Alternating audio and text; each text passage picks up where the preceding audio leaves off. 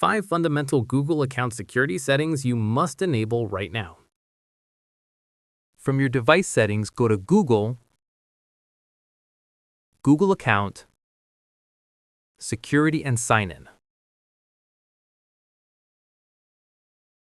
Passkeys and Security Keys. Tap on Use Passkeys. Turn on two-step verification. Stay in Security and Sign-In section. Turn on two-step verification.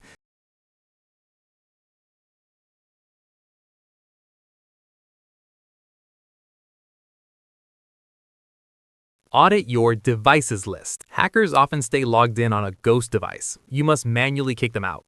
In Security and Sign-In section, you will get Your Device. Manage all devices.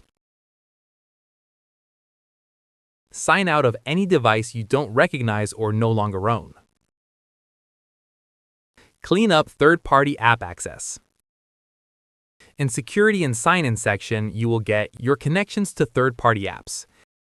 Tap on See All Connections.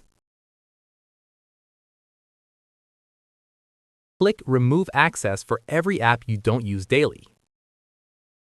Print or store backup codes.